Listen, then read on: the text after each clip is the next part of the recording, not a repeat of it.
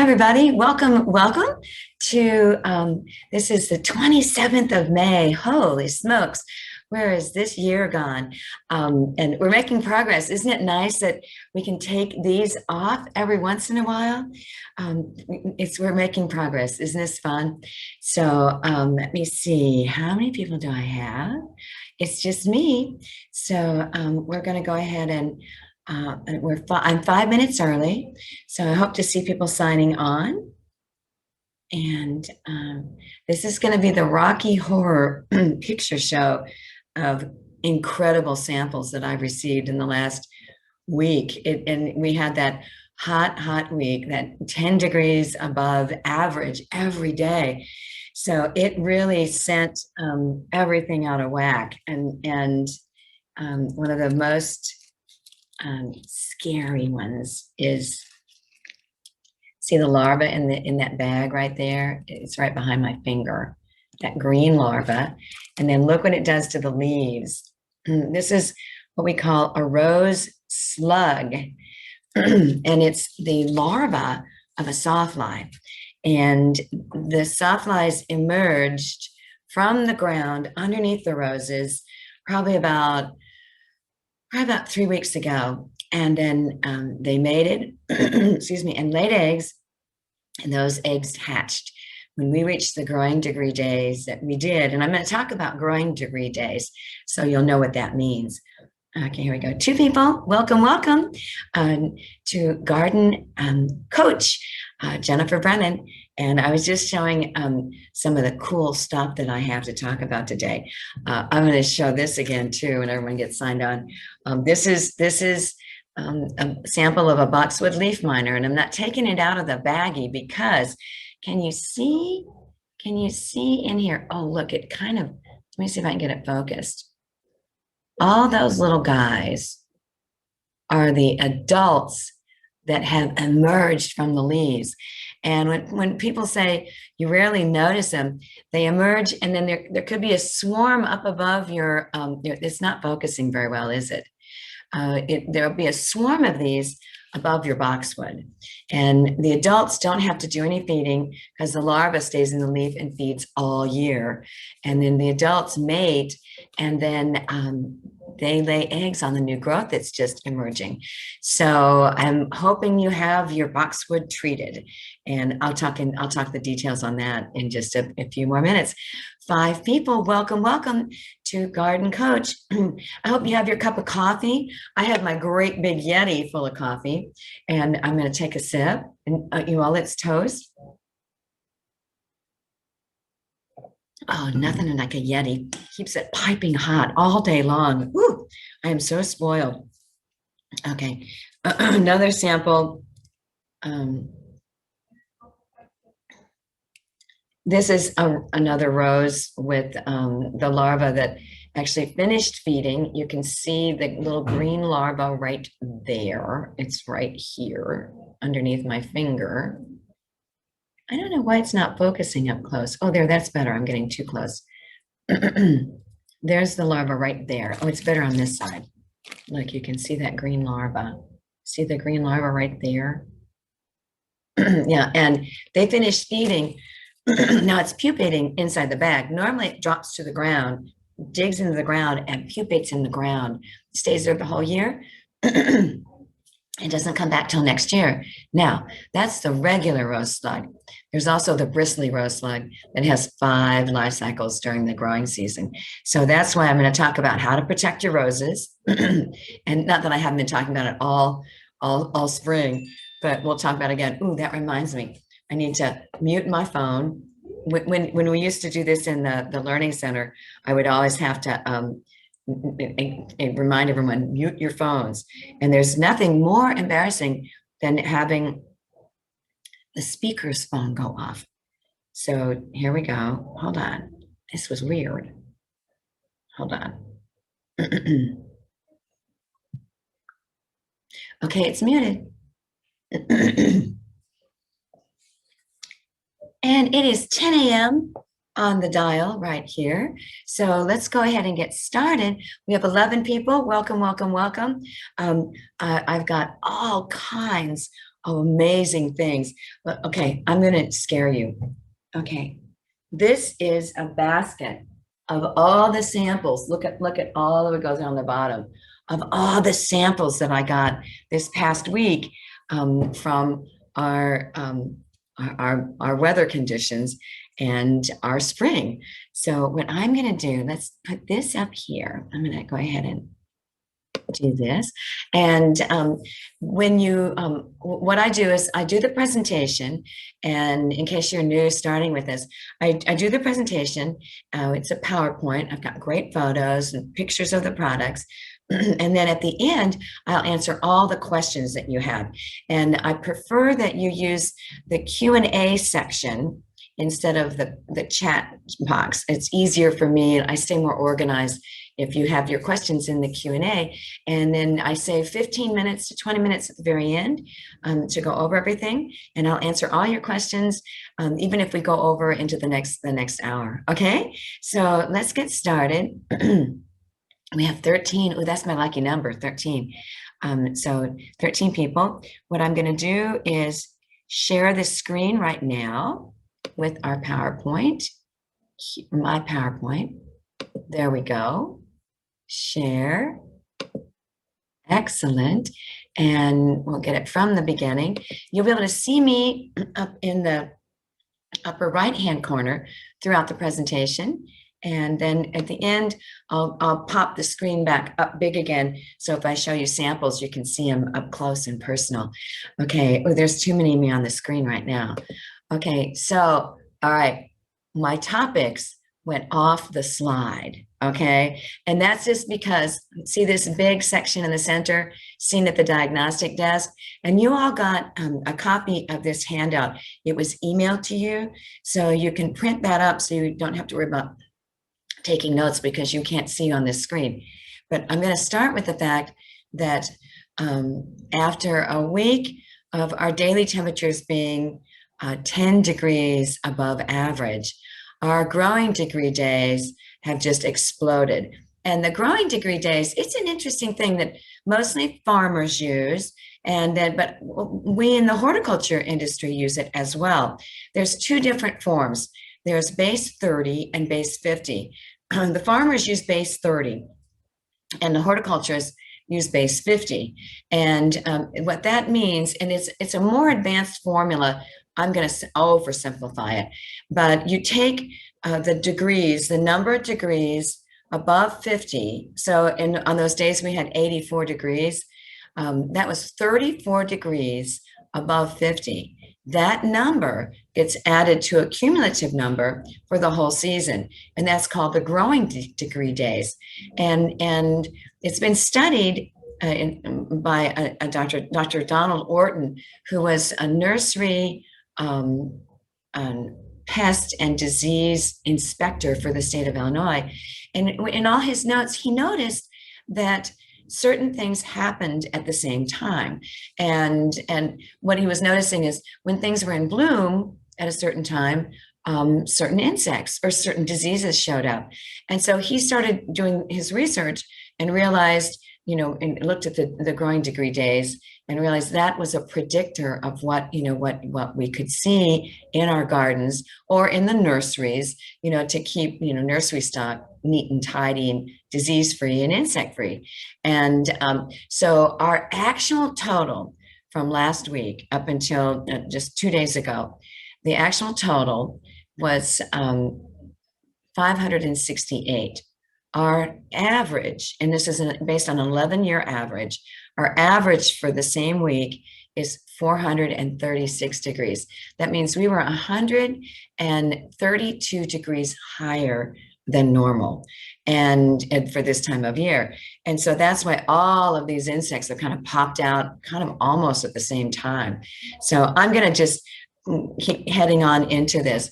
Now, the most urgent thing that I want you to realize is that the Viburnum leaf beetle larvae have emerged. And this was what it looked like a couple of weeks ago. It was the first sample I got. The larvae are actually this size now. And I must have had 12 people come in this past week and over the weekend with telling me how they looked one day, and then 3 days later, when they were going to come and get something to spray on their plants, all of their leaves had been completely eaten off. And we call it stripping. These larvae can strip a 6-foot viburnum in 3 to 5 days. And they just eat all the tissue, all the soft tissue. This also shows how they were eating the stems. And this was the sample that came in. This was a sample a year ago. And the sample came in, and I put it under the microscope, and you can see how all the larvae had eaten all the foliage, and they were in the process of eating the stem all the way down to the ground. You can see that this was anyway, scary. This insect scares me. And so right now, these larvae will drop to the ground, pupate, and then the adults will emerge from their pupa form at the end of July, early August, and emerge. And by that time, the plants always reproduce foliage. Unless they've been newly planted and don't have a good rootstock to rely on, they always reproduce their foliage, and it drains them of all their stored energies in their root system, kind of emptying the savings accounts. And so if this would happen maybe 3 to 5 years in a row, the plant would eventually die. But if it just happens once, and then you treat, you can prevent this from happening again. And I'm going to get into more detail on what you treat with. The most important thing is, if you are at this point where you're seeing leaves that have been stripped, we need to have you use a contact insecticide where you're spraying it on what's remaining of the leaves and contacting and killing those larvae. So you stop the life cycle so they don't go down into the ground and pupate, to allow the adults to come back out later. So you use that. And then sometime in June, you want to use a systemic drench. And it's an insecticide. We have it in 2 different companies, one from BioAdvanced and one from Bonide. And you mix it according to the height of the shrub. And it's 3 ounces for each foot of plant height, and mixed in a gallon of water. And then you pour that gallon right where the trunk goes into the ground. And it's absorbed by the plant. But if the larvae are there right now, the plant can't translocate the insecticide quickly enough to kill the larvae before they pupate. So you want to really do yourself and do all your neighbors a favor. Come and get the Rose and Flower systemic insect spray, or you can get a hose-in spray from the Bonide company, and it's called systemic insect spray. Or it's actually, the label's fun. It says systemic insect killer.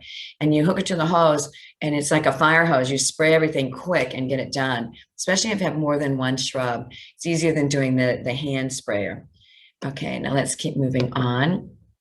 Watering is so critical. The good news that I can report is on Tuesday night, we had that rain, and in my rain gauge at home, I had, almost a full inch. It wasn't even 1/10 of an inch down, yet.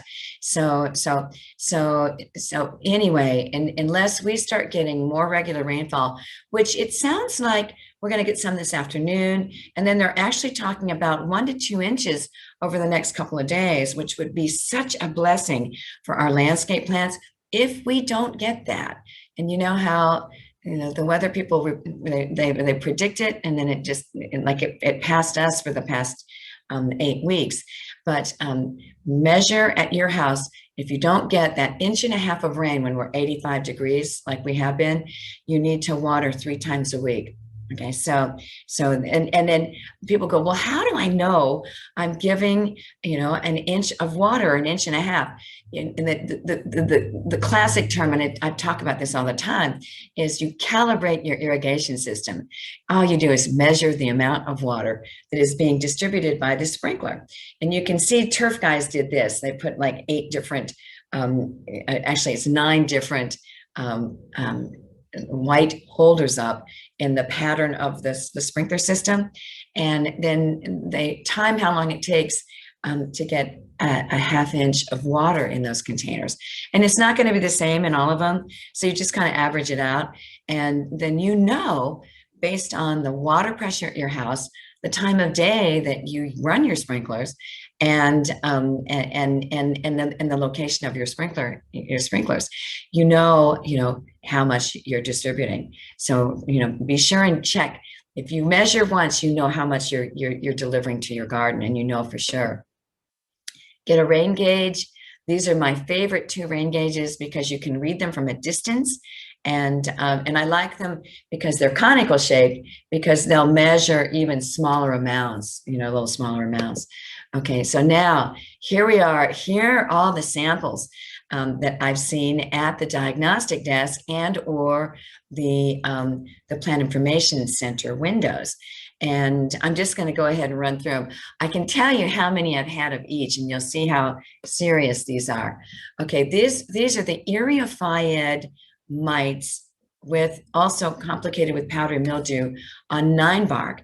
And I have had probably 18 samples of this in the past 8 days. So it looks more like just plain powdery mildew, but when you get it under a microscope, you can see that these are it's a type of insect. It's a mite. It's an Eriophyid mite. The adult overwinters underneath the bud scales on the stems. When the new growth is emerging in the spring, those adults crawl out, lay eggs on those newly emerging leaves, and then those eggs hatch into larvae of the mite that burrow into the tissues. They make the tissue more fuzzy and more indented, so that then when we have powdery mildew in the area, and we're seeing lots of powdery mildew on everything, I'm going to show you some more pictures, then the powdery mildew can kind of, when you see this white and how heavily white those leaves are, the term for that is sheeting, S-H-E-E-T-I-N-G. The mycelium sheets up over the leaves and you get that white covering. So there's a wonderful control for this, and it's the BioAdvanced 3-in-1. It has the insecticide, the fungicide, and the miticide.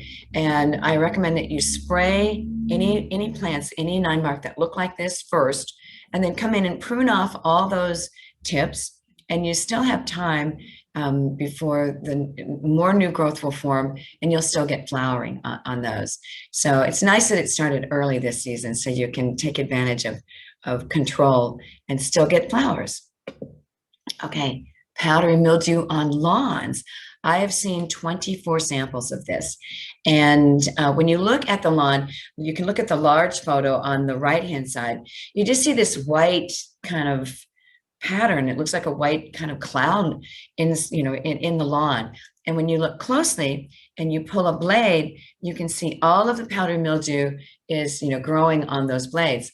The good news is it only affects the blade. It doesn't affect the crown, which is the growth point of the plant, or the root system, like some of our other really awful fungal diseases of our lawns. And so you can use a systemic fungicide, and you can also use a contact fungicide. Copper soap or copper octanoate, a liquid copper spray, works wonderfully on this. We ran out of the systemic fungicide, but we have a reorder. It should be coming back soon, and it's called Infuse, and I'll show you the photo of that. But now's the time to spray to protect it. The nice thing is, if you fertilize, and this is the weekend, this Memorial Day is the classic time to fertilize your lawn for summer. And if you fertilize, it helps the grass grow. And then when you're mowing it, it just cuts the blade off. So, and when our temperatures get hotter and drier, you're not going to see quite as much of this. Okay, here we go. Now, I showed you the sample of the bristly rose slug, but it's kind of fun to see it up close and, with the photos.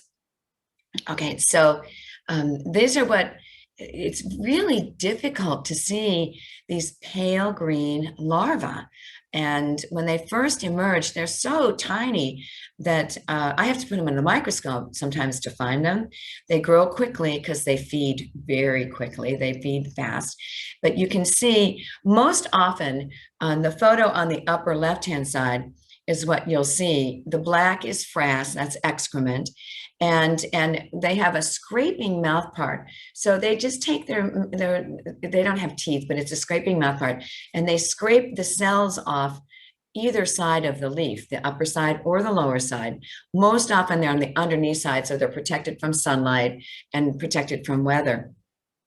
And if they're real rampant, then they'll chew through, or what happens is that papery lining dries out and drops out. The early rose slug, we're lucky, it has one life cycle, and that's it. So it's just the early foliage that gets, damaged, excuse me. Pardon me, drinking coffee. Unfortunately, there's a cousin that moved into the area probably about 10 years ago called the bristly rose slug. It's later in the season, but it has 5 different life cycles. The photo up at the upper right-hand side was done by MJ Raup, who is another one of my favorite entomologists at Ohio State University. And this is from their newsletter called the Backyard Beagle, Backyard Lawn and Garden Newsletter. And they call it the Beagle, BYLG. No, garden and lawn, BYGL, Beagle. And this is what the adult looks like. I have to confess, all the years that I have been at Chalet, I have never seen the adult. I have never seen an adult. And that must mean it's that small. It's that small, or that it comes out that early. But anyway, that's how they are. So the best way to control these is to use the systemic insecticides. You can use the rose and flower spray. You can use the drench, the all-in-one rose and flower drench, and it takes care of these. It's so great that we have tools to prevent this. It's so cool. It's so cool. Okay, and I'll show you those in a little bit later. Okay, now Japanese yew with yellowing inner needles. Most of this is from the drought, or this early season drought that we have been in. The photo in the upper left is showing lack of watering. These yews were planted late last fall, and they weren't watered appropriately, and they haven't been watered supplementally this spring. And so you can see the ones that are just completely going out.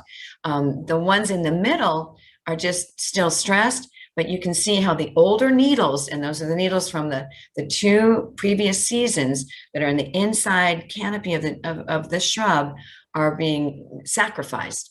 When the plant's trying to take care of its young growth because it knows it's that future, it lets the old ones go. It says, hey, you guys, you got to jump overboard, but we're going to make you empty your pockets before you jump. The one in the bottom, I wanted to show you the difference. The one in the bottom, the brown shrub was affected by a downspout that was going right into its root system. And as a result, it got Phytophthora root rot, and the whole thing went.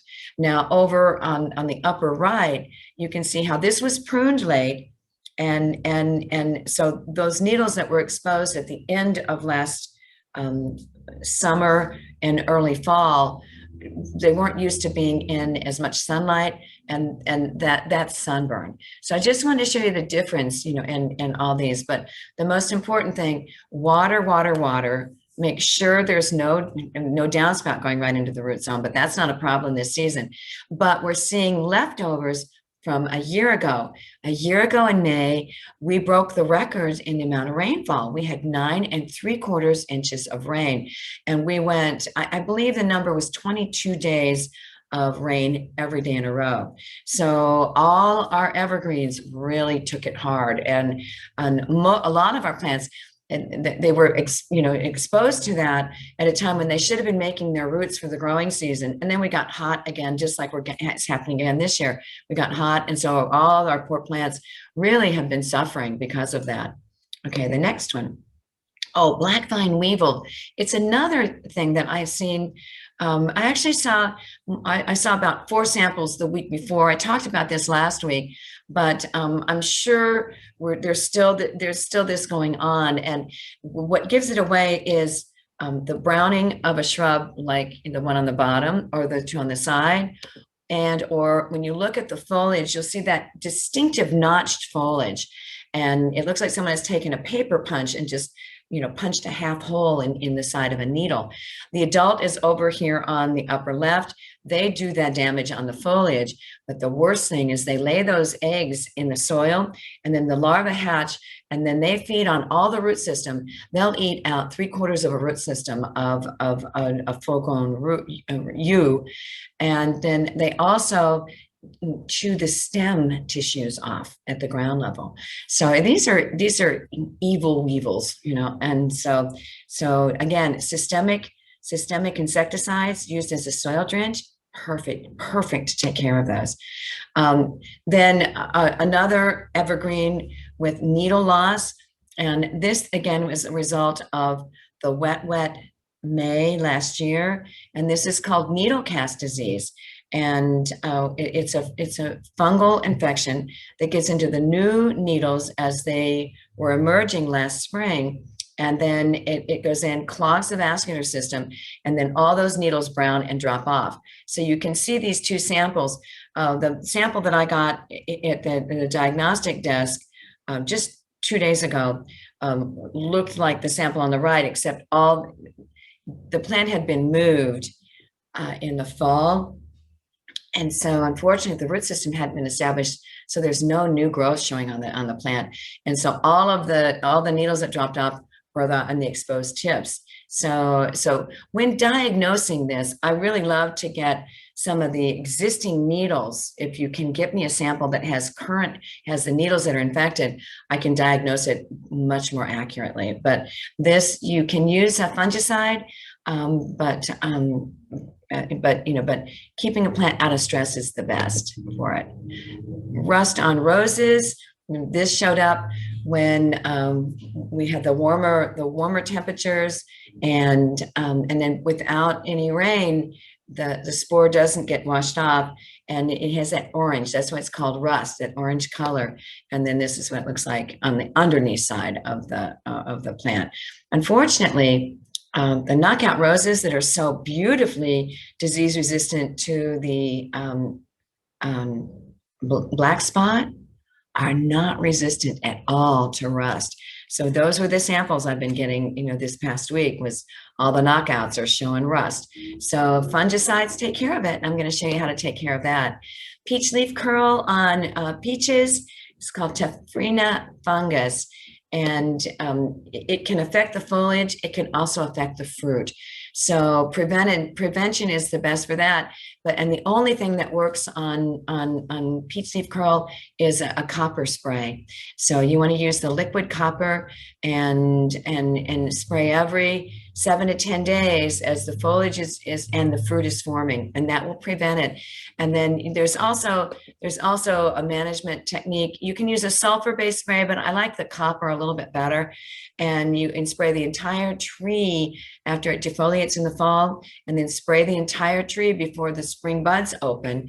And that smothers the fungus that's hiding on the bark. And then as you need to protect, because it is a wind-borne spore that can blow around and then keep the plant again out of stress using great fertilizers and watering well. Hydrangea leaf tier, or the leaf rollers. I'm getting people coming in, like probably 8 this week, over the weekend and this week.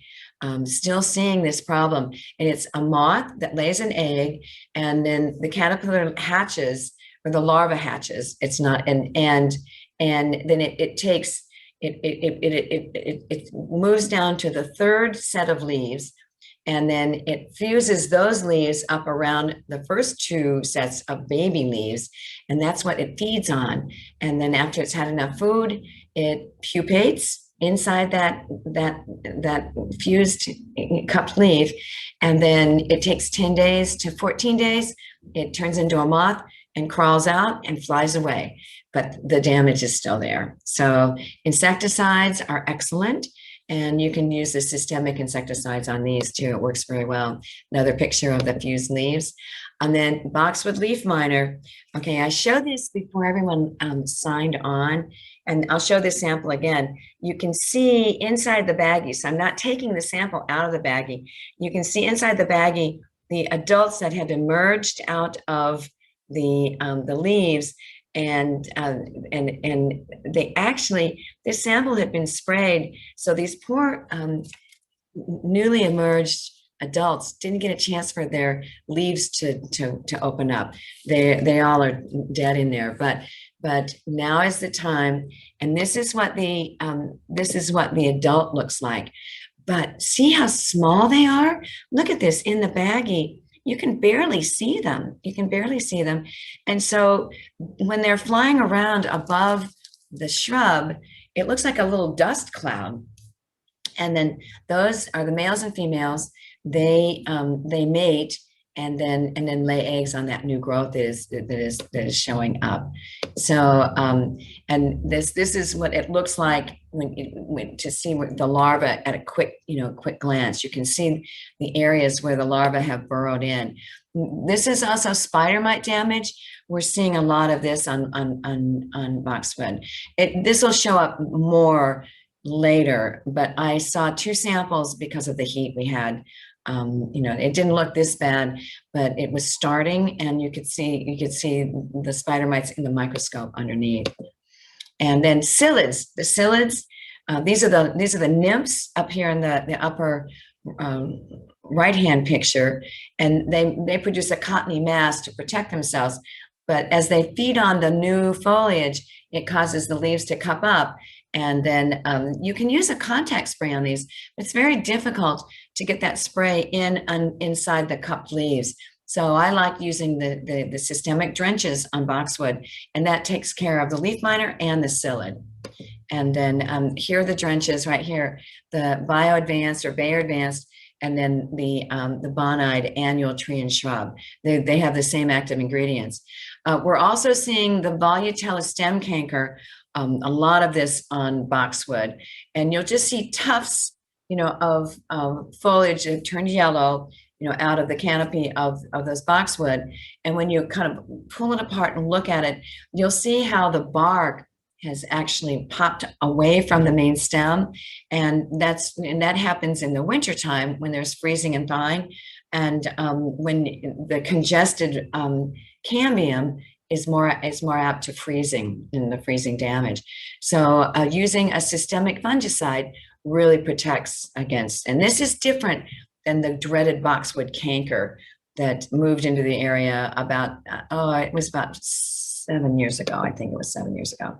Here's Volutella stem blight, which is the same Volutella that affects the boxwood on Pachysandra. And then samples, you can see this sample had the leaf Volutella leaf disease and the stem blight. So these spray with the fungicide with Immunox, and then prune it out, and then fertilize it, and then spray again every 2 weeks as the new growth is coming, is emerging and coming out. And this is sunburn on Pachysandra. I talked about this last week.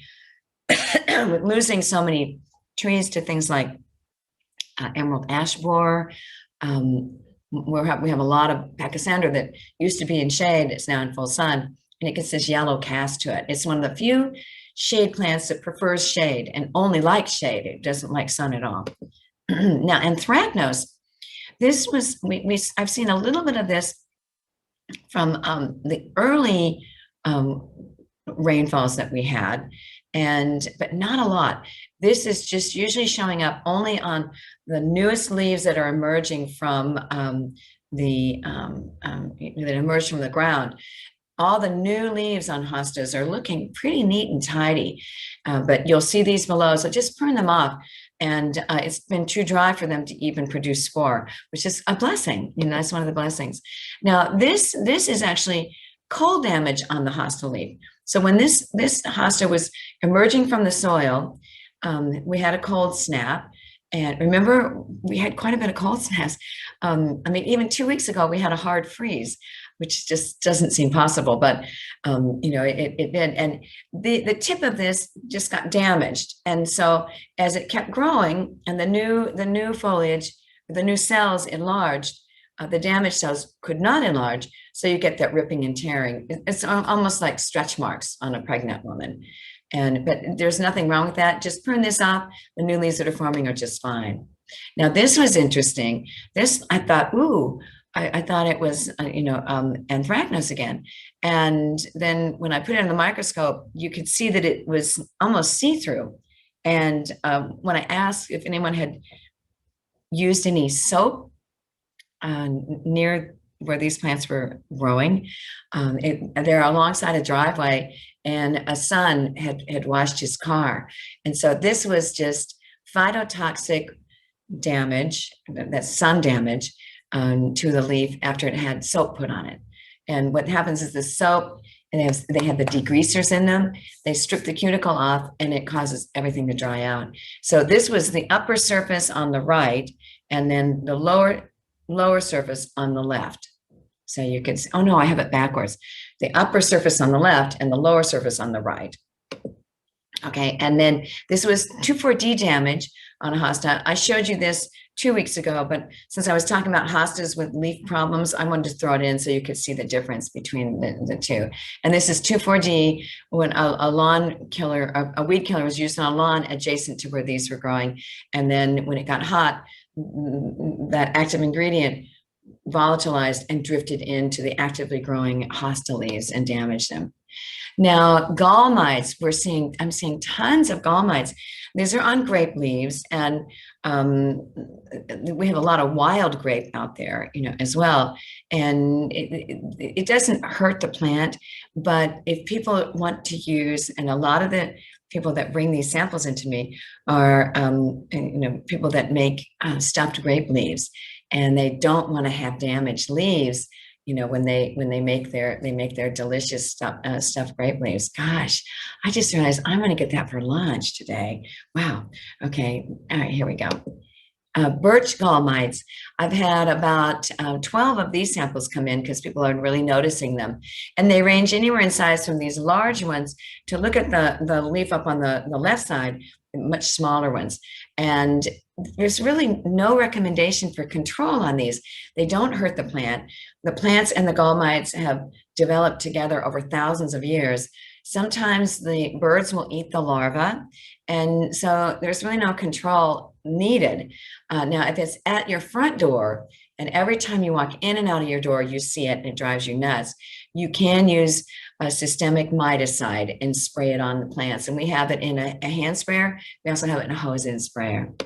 Okay, now this one is really interesting. This is called pear blister mite, and it only grows on pear. It's on edible pears and also ornamental pears. And it looks like a disease. It looks like a disease. But what's really interesting is it tends to be concentrated right around the midrib. And you can see all that flecking. When you look at the underneath side, you can see it has a rough texture. The photo down in the bottom is a highly magnified photo of the actual mites. And I have never seen these with the microscope I have at just 20x, would never see them. And they burrow into the tissue and irritate the tissue. And, again, it doesn't kill the plant, it just defaces it. And you could use a miticide, but again, it's not really recommended, okay? Aphids on honeysuckle. And what will happen is people will see this beautiful honeysuckle hedge, and then all of a sudden see all the contorted and browned tips on it. And these are the honeysuckle aphids that come in. The picture on the right is all the aphids on the flower buds that were just forming on this shrub. And the best control for this is to spray with an insecticide. You can use a systemic or even a contact insecticide, and then prune all those distorted tips off.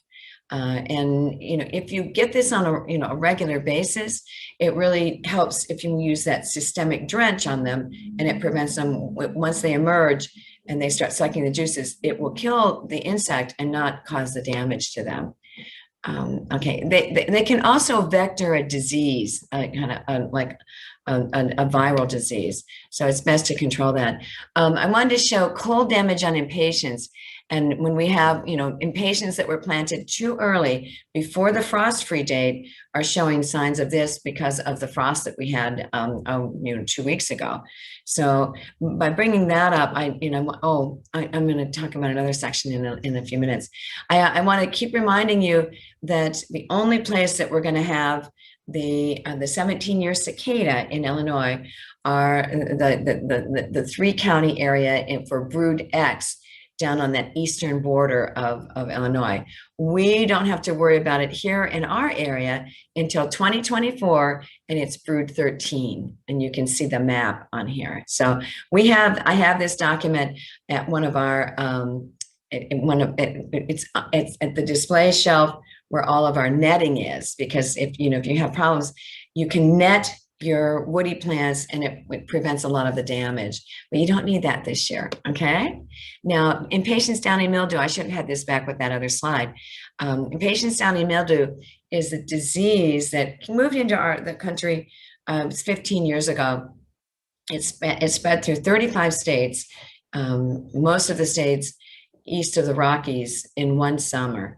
And no, it was more like two and a half summers. And so for many, many years, Chalet didn't sell standard impatiens walleriana because we didn't want to spread the disease. The disease actually stays in the soil for 11 years. And so the most common symptom is this, where all the leaves drop off and you just have the stems remaining. But you'll also see the downy mildew sporulating on the underneath sides of the leaves. It's also on the buds on this photo. But the nice thing is we have the disease-resistant varieties, the Beacon in stock, and they just are beautiful. They're absolutely lovely. Okay, and here they are. These are the Beacon impatiens, and they come in, I believe it's 8 different colors. So you can have that same wonderful full impatiens look in your gardens going forward using the Beacon impatiens. Okay.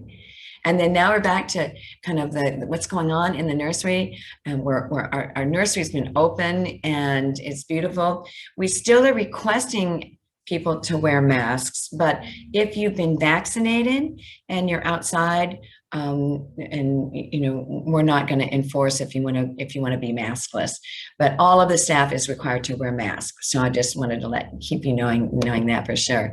This is the beautiful shade garden setting that we have just when you come in the front gate, and we have this gorgeous, fern hanging baskets, incredible combinations of hostas and the colored leaf heucheras, painted ferns, and just wonderful ideas on what you can do in your shade garden. Come and take a peek and learn what's available.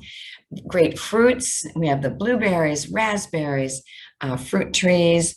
Incredible for growing your own fruit. Excellent dwarf conifers in our dwarf conifer bed. Boxwood and arborvitae, beautiful supply of those. Grasses, ornamental grasses are in stock.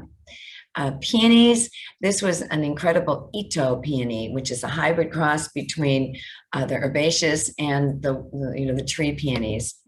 Butterfly weed, everyone wants butterfly weed, and we selling it by the seed, seed packs, but then also plants, and it's just so gorgeous, just those beautiful colors. And here's what it looks like on the bench. Be sure and check our bench for where all our native plants are, and that's where we have the milkweed or the butterfly weed. Okay, this is the shade beds. standing on the vents, looking across and seeing all the different varieties of shade plants that we have. And we really made it nice for those shade plants. We have the shade cloth overhead, and the shade cloth on the fence, blocking the west wind from coming in. Okay, another photo of that.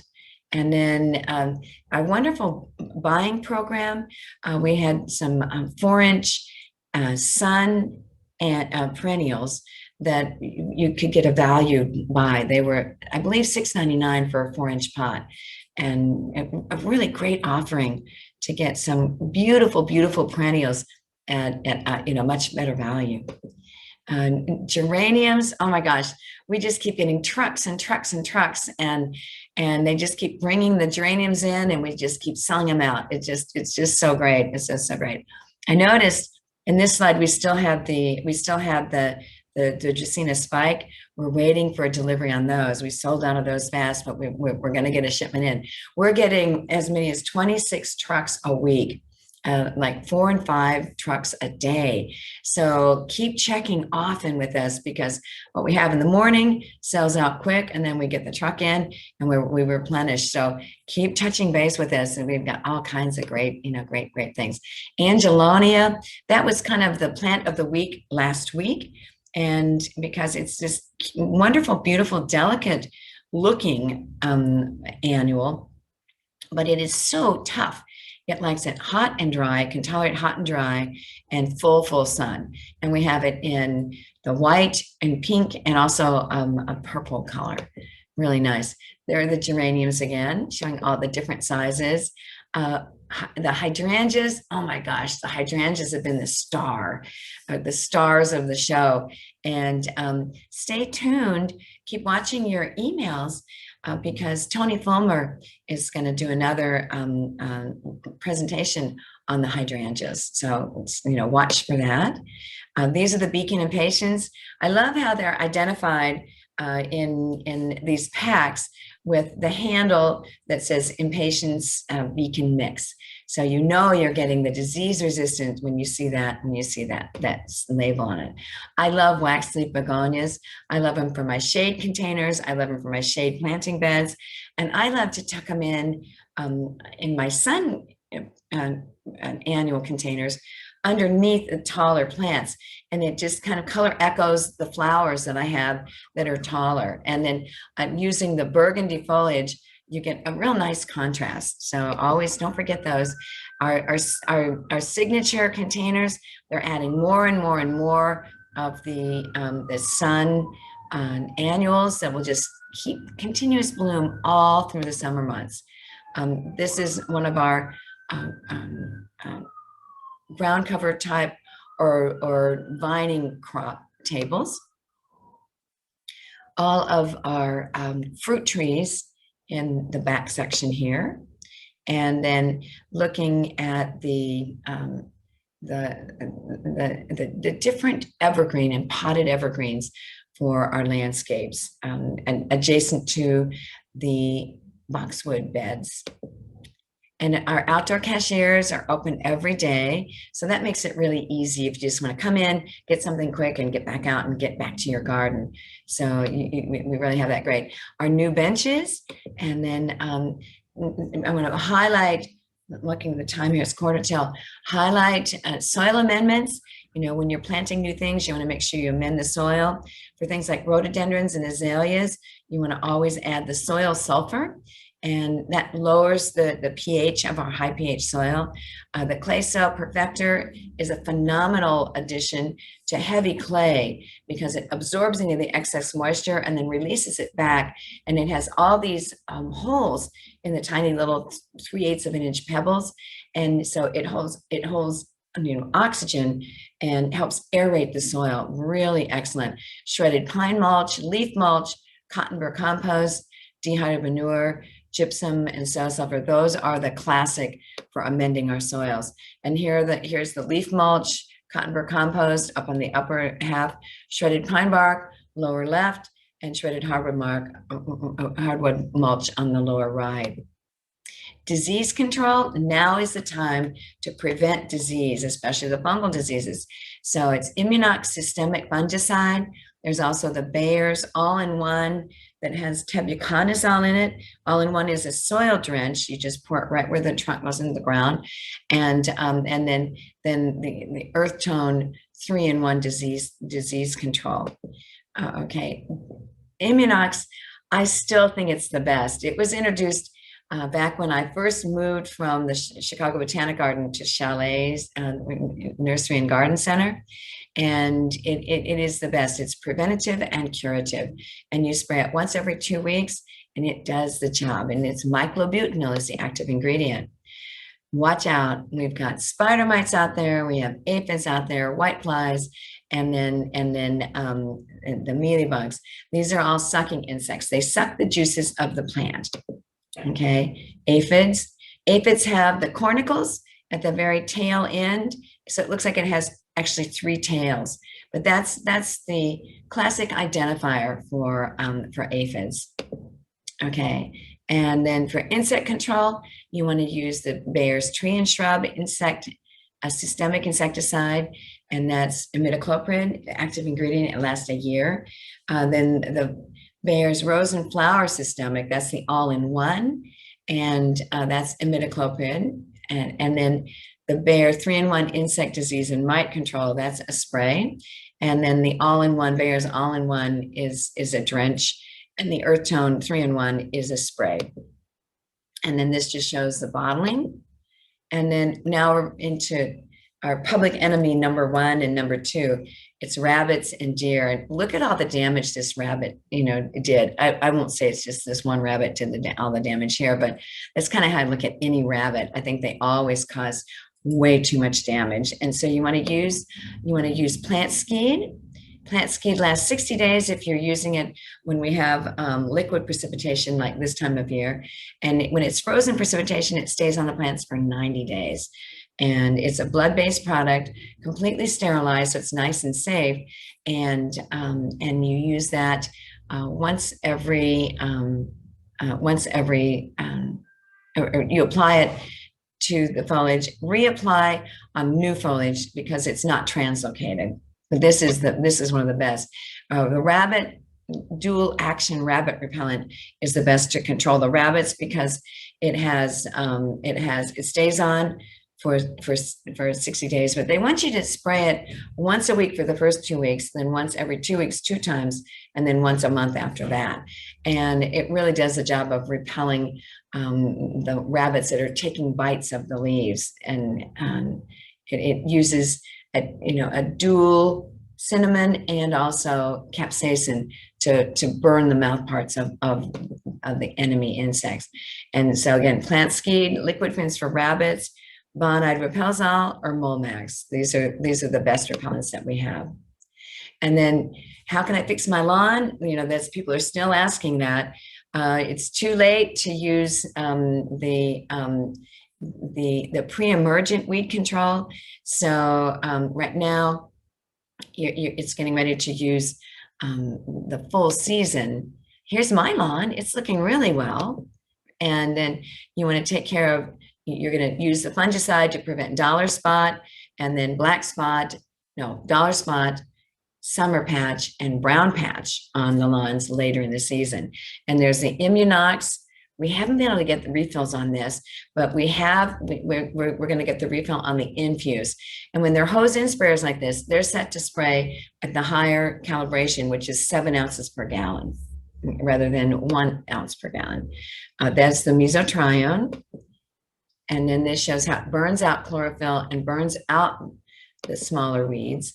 This shows this is my this year treatment on my creeping bent grass.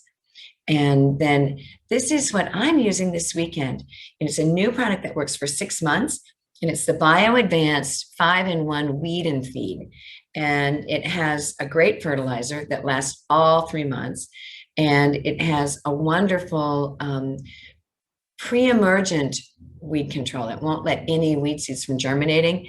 And then it also kills crabgrass. So if you didn't get a pre-emergent down and the crabgrass has already germinated, this will kill it. And so it's a great product to have and to know.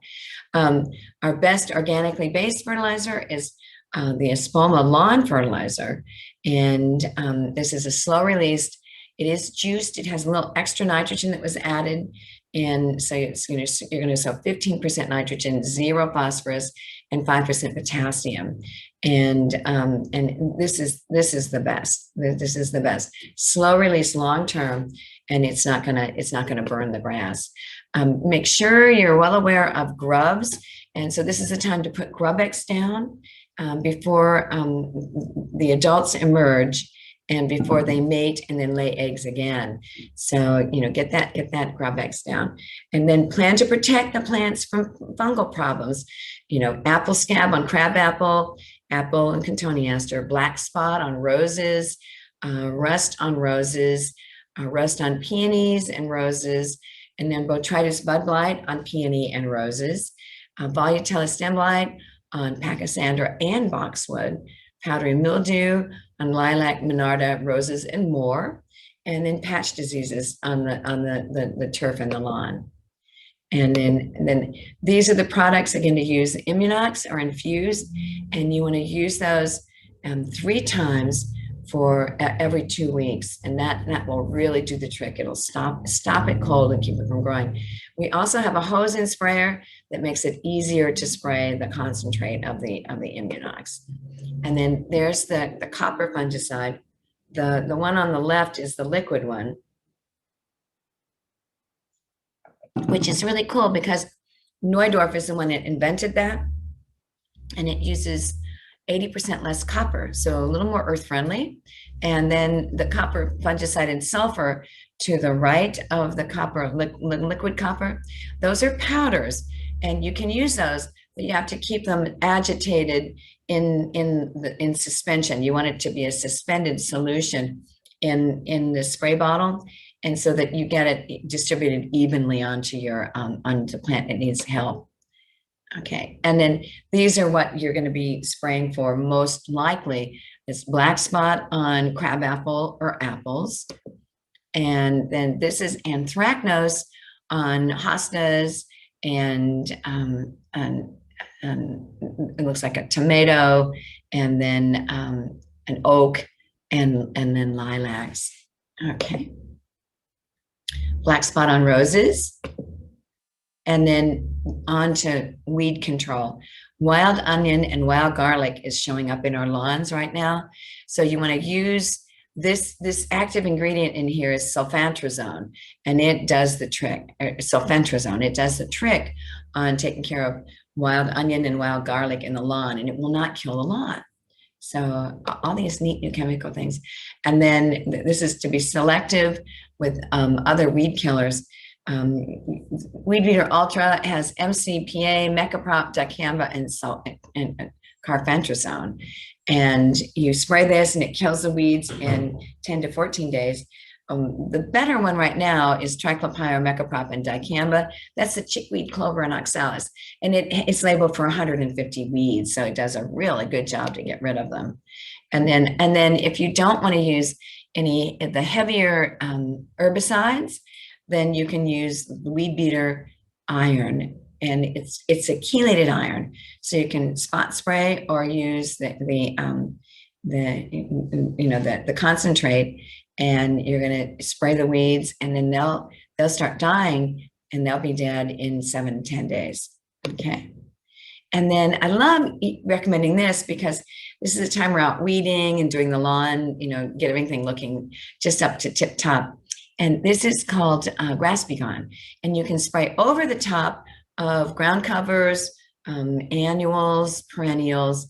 It doesn't kill those plants, but it will kill the grass. And it kills the grass in, again, 7 to 10 days. All right. Fertilizing, you want to use Dr. Earth. Dynagrow is the best one for indoor plants. And then Root and Grow is a great fertilizer, but it also has the systemic fungicide and the garden glove that can be used as a protectant when working in the garden. Seeing 2-spotted spider mites, and this is what it looks like underneath the microscope. When you don't have a microscope and you're looking at the leaf, like the photo down on the lower left-hand side, you can see the yellow flecking, and that's called stippling, where the insect inserts its mouth part and sucks the section dry, and he just keeps moving on down the road. It leaves a yellow scar and the yellow proposal. So and a good thing to keep in mind. And then with disease control, disease and mite control, this has got the insect disease and mite control from the Bio Advanced company. It's an excellent one to use, and it will get rid of those insects just like that. Okay, new houseplant insect controls. These were actually purchased through our, or you can buy these out in the garden center, and this actually is earth friendly natural, and one of them has sulfur and an organically derived pyrethrin. That's the organic insect control. And then the houseplant and garden is just an essential fatty acid that is derived from neem, and you spray the insects on the plant and it kills them. Now, this is what I'm doing in my own garden this weekend. I'm actually enjoying my Iris pallida in my garden. It smells like grape soda, and they just popped into bloom at the beginning of last week. So I'm lucky they're still open. They didn't get blasted by the heat. That's happened to my beautiful grape scented iris for almost 3 springs in a row. And they opened and then it got blazing hot. Now I'm still waiting for my great grandmother's peonies to open. I moved them from the family farm 4 years ago, and you can see how big and juicy the buds are. I'm still planting my vegetable garden. I added my cotton burr mulch and my Dr. Earth vegetable planting mix to all the beds that needed it. And then I also added cotton burr compost and again with the Dr. Earth vegetable mix. And I'm applying my fertilizer on my lawn this weekend, and I'm watering, and at least every other day in my garden. And then I did my strawberry baskets. And I repotted them, and now they have unripe berries. I left this picture I had up earlier, and mine are sort of looking like that. None of my berries are red yet, and then I just wanted to show you a close up of my my Iris pallida that smell like grape soda. And then this is the peony, and it's a double white peony. It's absolutely gorgeous. So I can't wait till they open. I usually have bouquets all over my house because of these, and I feel so lucky that I got them. And now here's to Memorial Day, and nothing like a red geranium on Memorial Day. I'm going to exit out of here and go to the questions and answers. Let me pull this down here. I'm going to stop sharing. There we go. And then our Q&A column. Let's bring this over here.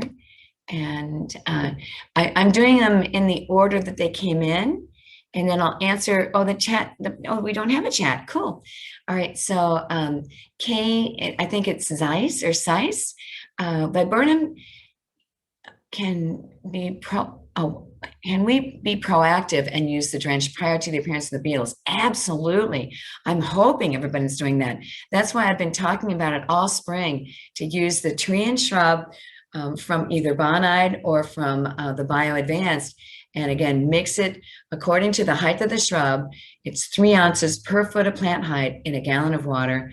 And you're going to pour that right where the trunk goes into the ground. Thank you for asking that. Yes, it's so, you might be a little late if you haven't, check your plants before you do any applications, okay? And here we go. And then Shane, hi Jennifer. I use the Bio Advanced in a 3-in-1 hose spray. Will it do any damage to leaves of surrounding plants like hostas and ferns? Not at all. It's going to protect them. So great question. Very good question. Thank you for asking that. Oh, I missed Tanya. Hold on. Tanya, what plants could be brought in the next couple of days if the temperature gets too cold? You know, Tanya, that's a good question, but I don't think the temperature is going to get that cold. You know, I don't think they're predicting them to go below 40. If you have any tropical plants like hibiscus, you know, the tropical hibiscus, or impatiens, you might want to bring them into the garage if they predict 40s. But I haven't heard that yet. I just heard 50s so far. But I was working. I was working and not listening to the weather like I should have the last couple of days. So, so good question. Very good question. Okay, and then Shane, I got yours. And then here's Susan. Hi, Susan. Which product is the best for eliminating sheeting of mites on a 9-bark? Okay, I wrote 3-in-1, but which one? Okay, for the 9-bark, I recommend the spray version, and we have it in a hose and sprayer, but we also have it in a spray bottle of the Bio Advanced 3-in-1, and it has a combination of an insecticide, the fungicide, and the miticide. So the fungicide and miticide are going to be what take care of the powdery mildew plus the mites on those, and you get the added effect of the insecticide. But it's an excellent product, and what's great is it stays in the leaves that are sprayed for 30 days and does not wash off in the rain. So I love those products. Great question. Okay, here we go. And then I've got Shane again. Hi again. I don't love the look of mulch in my beds. Does the chalet leaf mulch look more like soil and work as well as traditional bark mulch? Well, that's a great question. The leaf mulch looks more like soil. The compost, the chalet compost, looks even more like soil. And if you get it 1 to 2 inches, deep, it helps, preserve the soil moisture and prevent weeds. It doesn't, I can't say it works as well as traditional bark mulch. Got that backwards, bark mulch.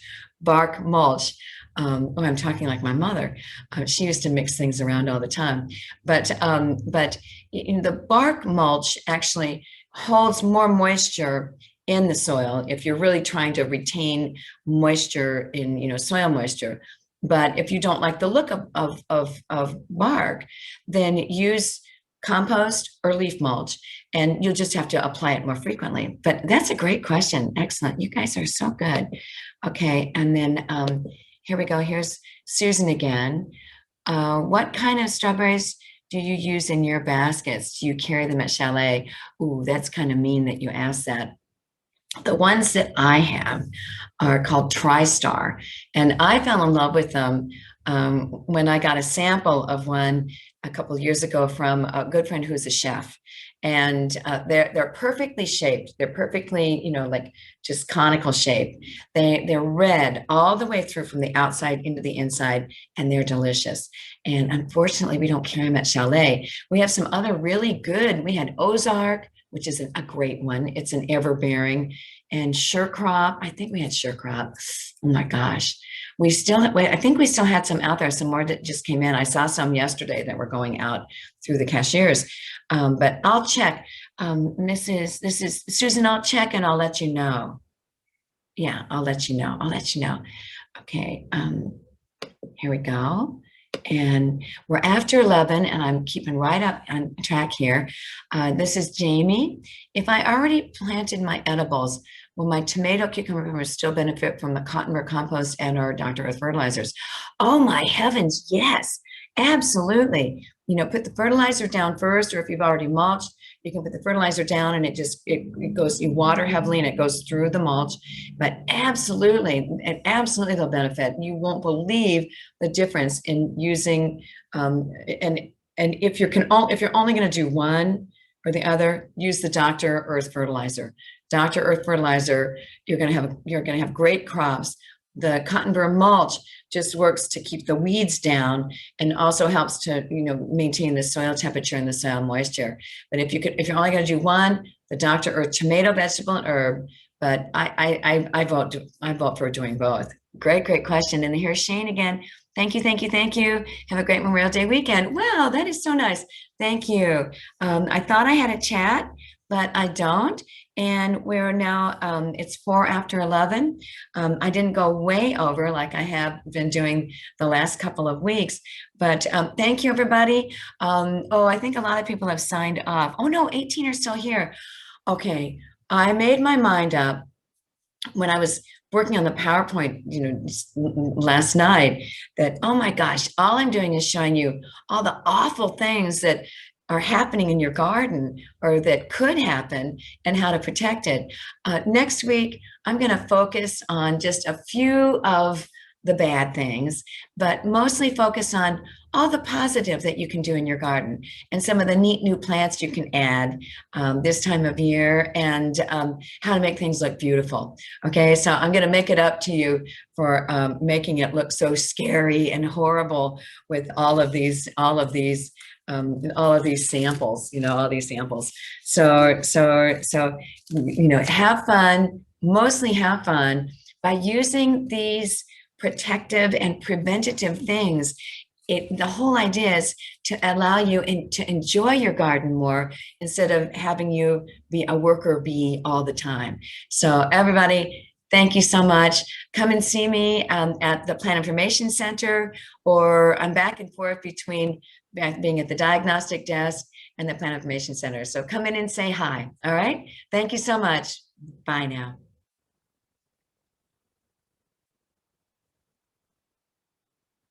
Uh-oh. I saw one more question. Scott Barnes, if you're still on, I hope you're still there. I didn't sign you off. Is there any way to get rid of the creeping Charlie that I have in my, purple winter creeper? Ooh, that's a tough one. With that one, you're going to have to just hand pull it, or you can use a non-selective that's glyphosate. And the creeping Charlie tends to grow up and out of the ground cover. And you can take the liquid glyphosate, and we're getting a non-Roundup one in. It's called Cleanup, and that should be coming in next week. And it's glyphosate, and it's liquid, and you take a plastic glove or rubber glove, and then put that on your hand, and then take a cotton glove, put it on, and then soak the fingertips of the cotton glove in that herbicide, and then you just run that wet glove over the shoots of the creeping Charlie, kind of squeezing the end so that the liquid, sticks to it, and you kind of crush the leaves so the liquid gets into it. It will translocate down into the roots and kill the plant. It's pretty labor intensive, but man, to get it out of a ground cover, sometimes you have to do that. Otherwise, you just kill the whole thing and replant the ground cover. But it does work. It does work. I've done it in my own garden, so it does work. All right. Thank you. I'm glad I caught that just as I was signing off. All right. Bye, everybody.